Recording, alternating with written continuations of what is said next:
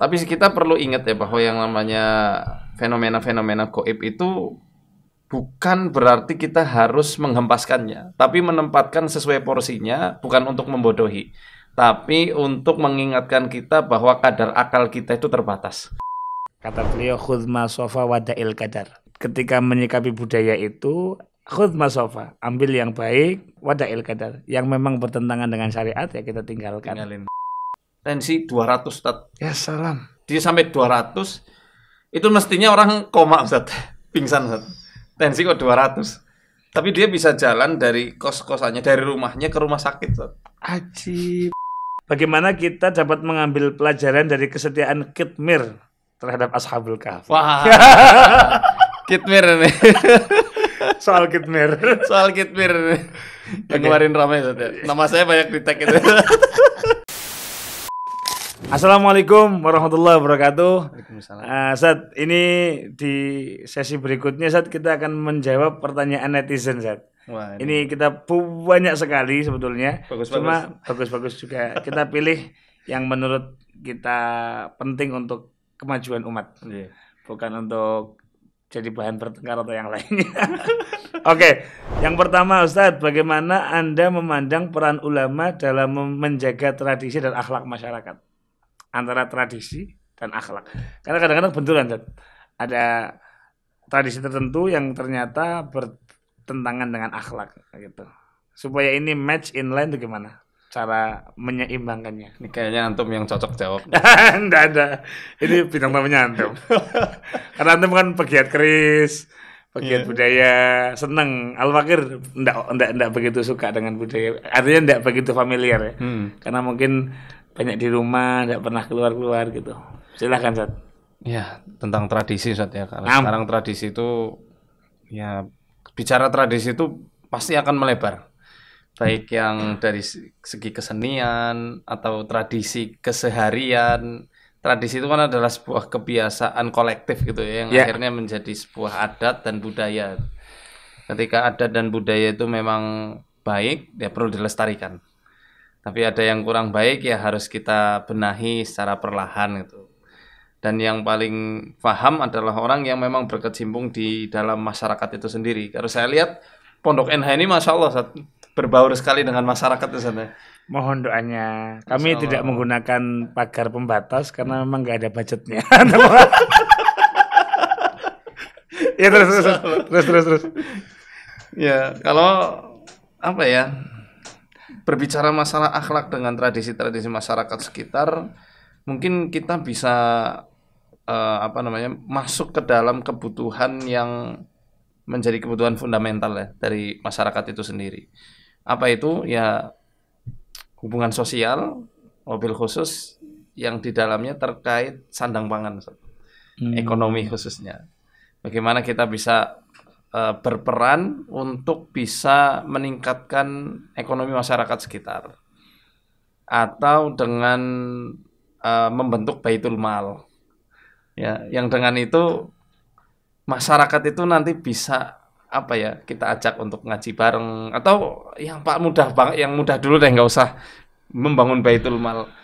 Dengan adanya kita ngumpulin para donatur Ustaz, yang ketika kita misal mengadakan sebuah pengajian, ya donatur itu bisa menyediakan ya makanan gratis. Nah, bisa dengan cara yang seperti Piting Tresno jalanan saka kuliner. Saka kuliner ya. Betul. Oke, makan gratis. Oke. Tapi ini Zat, ada statement menarik dari Habib Abdullah bin Alwi Al-Haddad. Beliau punya qasidah. Kata beliau, khudh ma sofa wada'il qadar. Jadi ketika menyikapi budaya itu, khudh ma sofa, ambil yang baik, ambil yang memiliki nilai, memiliki makna, wada'il qadar. Yang memang bertentangan dengan syariat ya kita tinggalkan. Dan untuk sampai ke titik itu memang kita harus terjun ya. Betul. Enggak bisa cuma dikajian. Asumsi, enggak cuma harus terjun. Oke. Barakallahu fikum. Yang kedua, Zat. Bagaimana kita dapat mengambil pelajaran dari kesetiaan Khidmir terhadap Ashabul Kahf? Wah. Khidmir nih. Soal Khidmir. Yang kemarin ramai, Nama saya banyak di tag itu. Dan kita nggak perlu rame-rame di medsos. Kita udah bahas offline gitu. Ya. Kalau kitmir, ya itu banyak saya temukan di beberapa kitab-kitab tafsir bahwa membersamai orang-orang yang soleh, itu nanti bakal ketularan kesolehannya dan bakal ketularan keberkahannya. Ibaratnya, maaf ini seekor anjing aja, ketika dia setia dengan orang-orang yang soleh, dia aja bisa masuk surga. Satu-satunya anjing yang masuk surga ya kitmir itu kan. Ya. Namanya banyak sebenarnya, nggak hanya kitmir ya, Royan, Imron, Hamron. Di beberapa riwayat ada memang ya. Cuma memang yang paling familiar kitmir ya di beberapa kitab-kitab tafsir. Ya itu sih. Jadi perbanyaklah teman, jangan perbanyak musuh. Ya salam. Apalagi teman-teman yang soleh saudara. Masya Allah. Seperti yang di hadapan saya ini, soleh, Masya Allah. Dan antum lebih soleh lagi. Ada idiom, ada syair Arab ya. Nggak tahu siapa yang menggubah siapa. Cuma saya pernah membaca. Fazal kalbu bi suhbi ashabil kahfi. Wa kaifa nashqa fi hubbi ahli baitin nabi. Masya Allah. Jadi anjing saja kalau mau berteman dengan ashabul kahfi, orang-orang soleh, dia masuk surga. Lalu bagaimana mungkin kita akan celaka kalau kita cinta kepada keluarga Nabi Muhammad sallallahu alaihi wasallam. Masya Allah. Jadi circle kita itu menentukan kualitas dunia dan akhirat kita. Itu pelajaran dari kitmir. Oke, Ustaz. Ini pertanyaan dari KG Muiz. Titik pertanyaan Ustaz, bagaimana cara menengahi dan menjembatani antara sisi rasionalisme dan hal-hal gaib seperti yang banyak kita saksikan di halayak umum di Indonesia?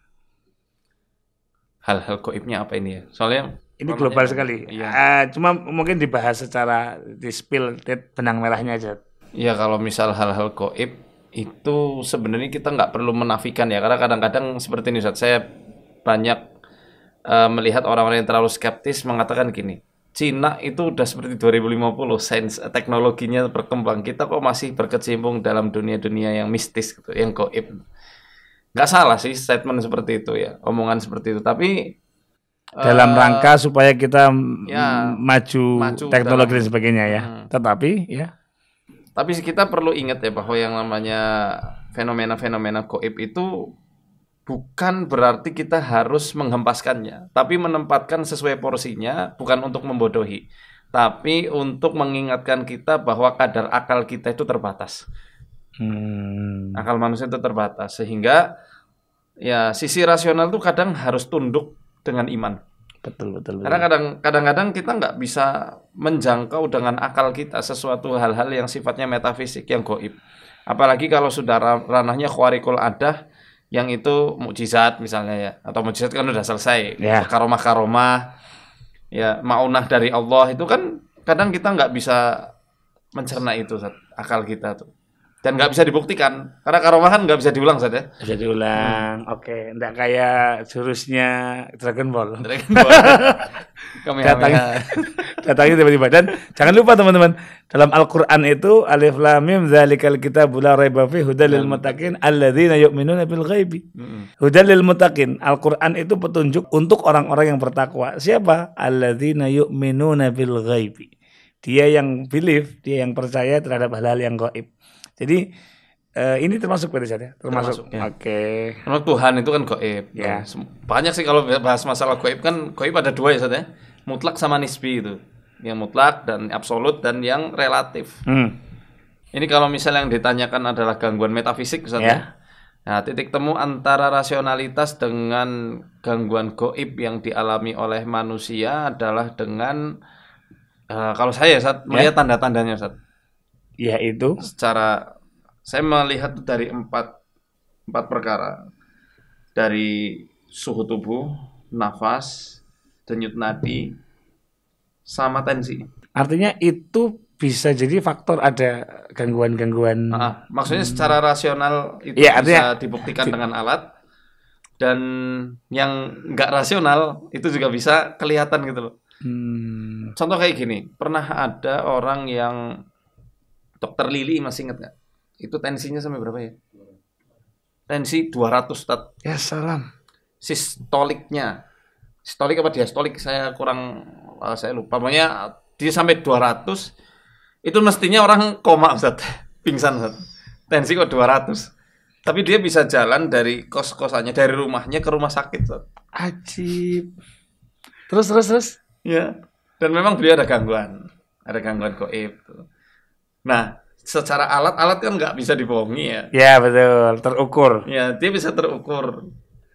Kok bisa sampai seperti itunya? Ya intinya untuk menjembatani titik